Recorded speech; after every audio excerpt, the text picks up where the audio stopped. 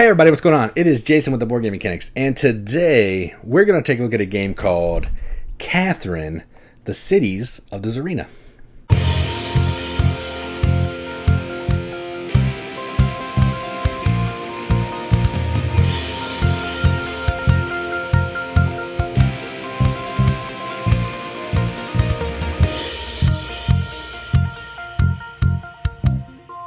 Catherine, the Cities of the Tsarina is published by Capstone Games, designed by, now I'm going to butcher this name, I apologize to the person who I'm going to butcher their name, Johann Schmidauer Koenig, sorry again, plays 2 to 4 players in 30 to 45 minutes, ages 10 plus. Now, I'm going to read the theme, and that's where I'm going to stop. I know it's kind of questionable. I'm not here to discuss the theme. I'm just going to read what it is, tell you how the game plays, and we're going to move on, all right? It is the year 1762. Recently after a coup d'etat, Catherine the Great was proclaimed the new Tsarina when Peter III had to abdicate. You take on the roles of counselors and try to win Catherine's favor, so that she will appoint you as the most important person to trust to be at her side at the end of the game. The possibilities are many. You can focus on the expansion of the empire, opt for a martial orientation, engage in the booming trade in goods, or set your mind on the arts. By the end, Catherine will decide who impressed her the most. All right.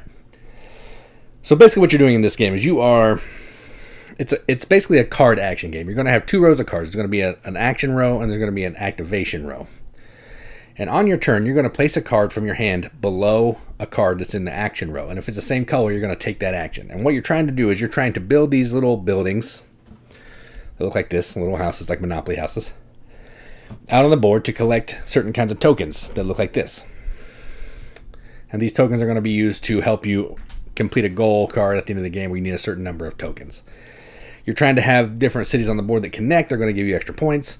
You're trying to also move up on this like influence track. The higher you go up, the bigger your hand limit, the more ways you're going to score points, the more beneficial it is for you to have connected towns at the end of the game, the higher up you are. But really, this is at its heart a multi-use card game. So enough talking about it. Let's just go see how that shakes out.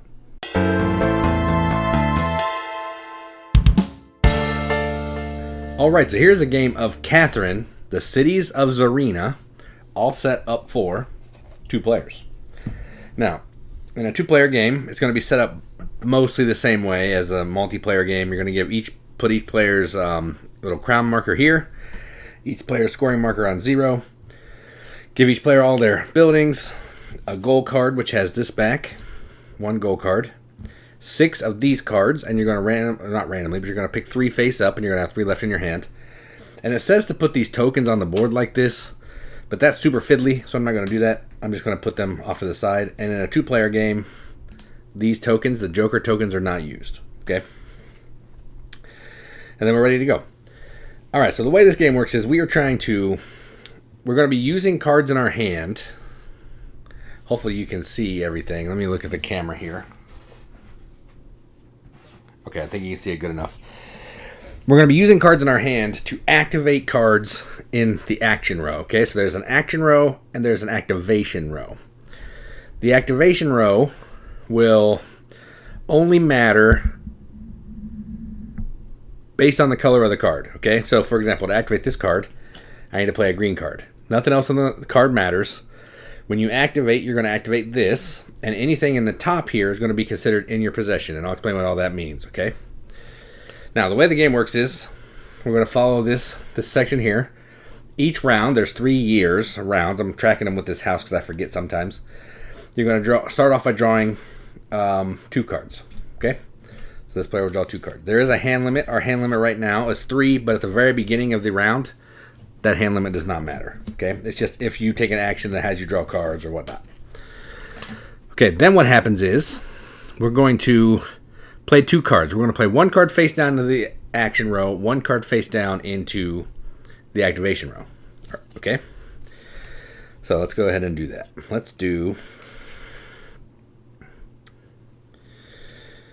I'm going to do this one here. No. Let's do this one here. And then I'm going to do this one here. Okay. this one here. And the rest of them just kind of hang out. Then they're going to do the same thing. I'm not going to show you what cards I'm playing until I actually play, and then we'll walk through all that together. So let's go here. And they're going to do this one. Okay. Then the rest of the cards just hang out. Okay. Then what we're going to reveal. So I'm going to reveal my action row card. I'm going to reveal my activation card. Okay. And then I'll do theirs in a second. So this player's going to go first. This card is now going to activate because I played a green card under it. You can also always either play a mismatch card or skip your action to draw a card if you want to. Not usually necessary in the first turn, but so I'm going to activate this. This means you have the actual action and then you have a bonus action that you may do. Okay, so let's go over the bonus action first. This is going to let me build a trading post or a house, whatever you want to call it, a city, in one of these three cities. So St. Petersburg, Viborg, or Riga. I probably said all those wrong. I apologize. And I think I'm going to go to Viborg because I need two of those symbols. So when I go there, based on the symbol of the city, I'm going to take that. If it was here, I'd get a point. If it was here, I'd move my crown up. Okay, I'll explain all that in a second. Then for a bonus action, I can discard a card from my hand to move my crown up, and I want to do that. So let's go ahead and discard. We'll discard this one. And then I'm going to move my crown up one space. Now my hand limit has gone from 3 to 4. All right? The rest of my cards are there. All right. They are going to flip this one, and they're going to activate this one. So they're going to discard a card one time. If there's a number in the triangle, you can only do it that many times. Otherwise, it's however many times you want to do it. I'm going to discard this one. They get to move their crown up 2. So 1, 2. And then for another discard, which they will do, they'll go ahead and move their crown up another. So now they have a hand limit of 5. They're going to get a point at scoring. Okay, and I'll explain all that in a second. And that is the end of phase 1, or turn 1. So now we're going to go down here. If we have 7 cards in our tableau, which we do not, we would end. Otherwise, we go up here. We draw 2 cards again. 2. Okay. Then we're going to play some cards down. I'm going to do this one. I'm going to try to not use up all my room here. And I'm going to do this one. Okay. And then they are going to do this one. And they'll build another one out this way. Okay. Hopefully you can see all these. I'll try to just overlap a little bit if I'm going to take up too much room. Okay. Then we're going to flip. So this player will flip this one, which will activate the orange card. Let's see. So we're going to activate orange. So I get to discard 1 card to move up 2, and I can discard a second one. So I'll discard both my cards. I'll move up 3. 1, 2, 3. Okay. That one doesn't do anything. I just played it out. This player is going to activate the green and add this card to the action row. They're going to get to build a city in any of those. So Smolensk, Riga, or Reval. They would like Riga because they need a lot of money bags. So they'll go here, take a money bag. Now for a bonus action, if they have 2 money bags and that in their possession, which they do 1, 2, 3, they get a draw card. Remember, hand limit is 5 for them. They only have 2 cards, so they are good. All right.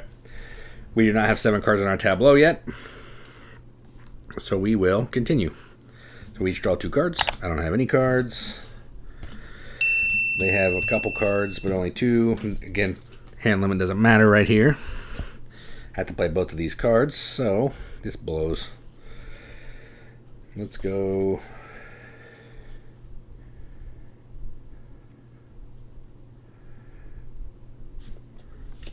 We'll go here, and we'll go here. And they are going to go... Oops, one more. I want to go here, and we'll play this one out. Okay. And done. All right, so I'm going to flip this. Flip this. I'm activating this one. So I'm going to activate this. If I have a purple or a yellow, I can draw a card. I have a purple, yellow, And that's it, so I can draw 2 cards. I needed cards, so that's the only reason I played that. And then they are going to activate that and flip this. I'm actually going to bring this down here a little bit. Just cover it up a little. And they're going to get 3 points, which is red. Gets 3. Then if they have a green and a pink, they do not have a green, so they cannot do the bonus action, so they are done. Again, we do not have 7 cards, so we each draw 2. This will be the last round of this year. So I'm going to play this card here, and we're going to activate this one. Okay. And then they're going to do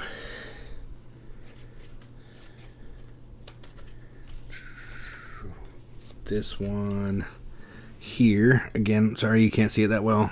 And they're going to activate that one. Okay. So now we're going to do this. So I'm going to activate this green one. This is the new one that I'm putting out. So I get to build a city in St. Petersburg, Reval, or Norgard. I need a lot of purple, so let's go to Reval. I'll go there, grab a purple. Again, trying to get as many of these as I can, because at the end of the game you're going to score points for either 5, 6, or 7. But you got to get at least 5. Then I flip that one. They're going to flip this one, activate the orange card, and flip this one as another action card. They're going to discard a card to move up 2, or 2 cards to move up 3 on the crown, so they'll move 2 cards, so they'll go up 3, 1, 2, 3.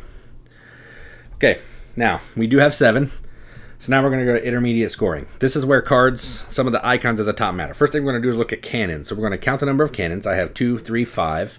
They have 2, 4, 5, 6, 7. So they had the most cannons, so they score 4 points. If it was a multiplayer game, the other player would get 2, the second player would get 2, but in this, it's just nothing for the second. Next is books. So this player has one book. That player has 1 book. So when the books are tied, or whoever has the most gets to build a building in the city of their choice and gain the bonus. And I think I'm going to go St. Petersburg, which lets me go up on the crown.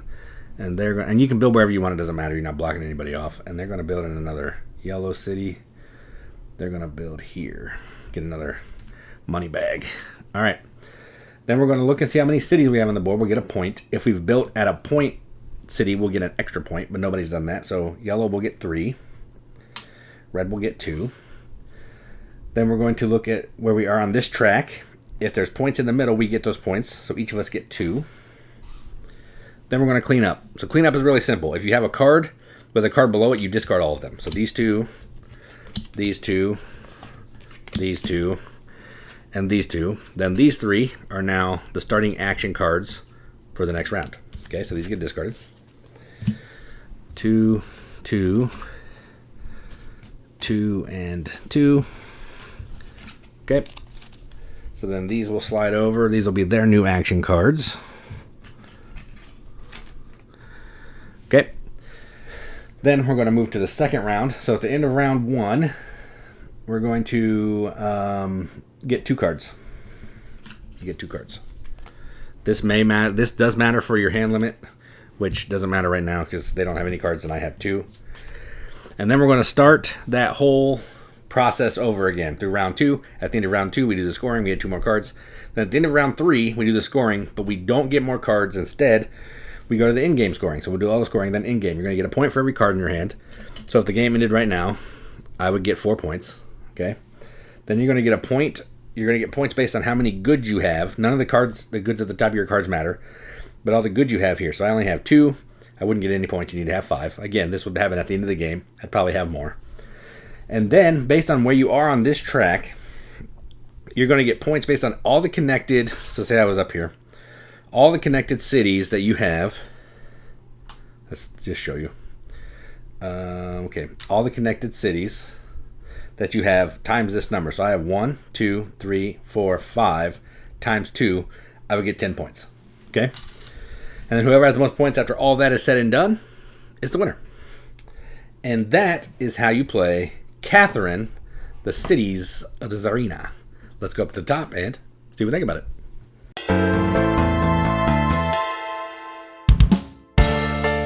All right, well, that was Catherine, the Cities of the Tsarina. I'm pointing at the box. You can't see it. This game is fantastic, but before we go into it too much, I want to talk about some of the art and the components. If you watch the playthrough, this thing looks fantastic on the table. I love the color pop of the board. I love the kind of faded scoring area along the outside, the way the crown track looks. The little houses are cool. They look fantastic on the board. The cards have really cool iconography. Both the back look pretty neat.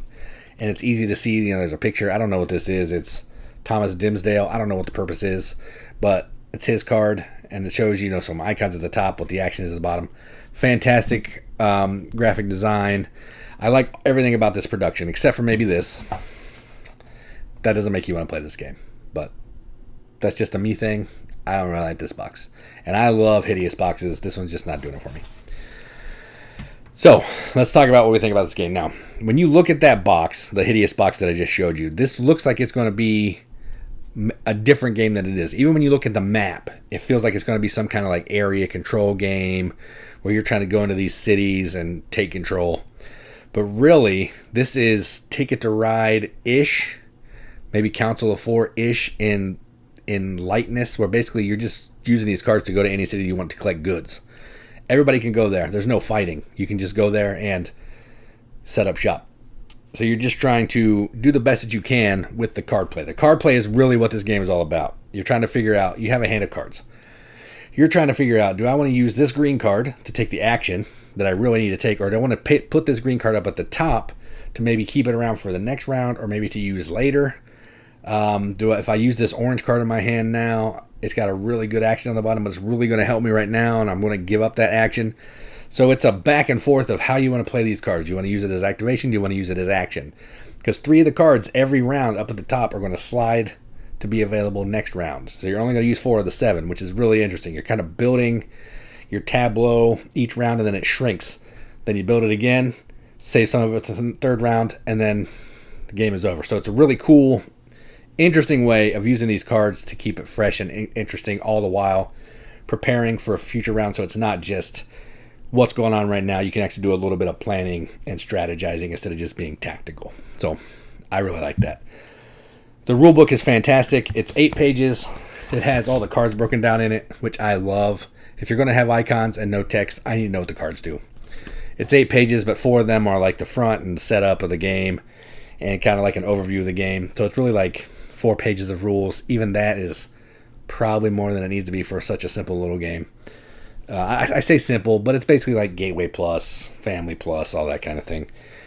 But this is fantastic. I love it. It's not, I don't think it's like the deepest game in the world, but it's definitely one that I can see myself coming back to maybe introduce some people to the multi-use card mechanic, or connecting routes, or, you know, collecting resources to do this contract at the end of the game. This is a good kind of entry level for all of those things. If I play this, then I might jump into Council of Four. I might jump into, like, I don't know, I'm trying to think of something else that has like networks and building, but I can't right now. But I would use this as an introductory game into more deep games, if that makes any sense. So I love this game. It's fantastic. I'm kind of bummed that I waited so long to get it in the collection, but I have it now, and I'm going to be keeping it. So this is going to get an 8.5 on BGG, so BGM accepted seal, which is a 4.25 out of 5 wrenches on our arbitrary wrench scale. That means absolutely nothing. But we like to give the games that we enjoy, and that is what I'm going to do. So, move the rulebook. That is, hideous box aside, Catherine, the Cities of the Tsarina from Capstone Games. I'm Jason with the Board Game Mechanics, and as always, keep gaming.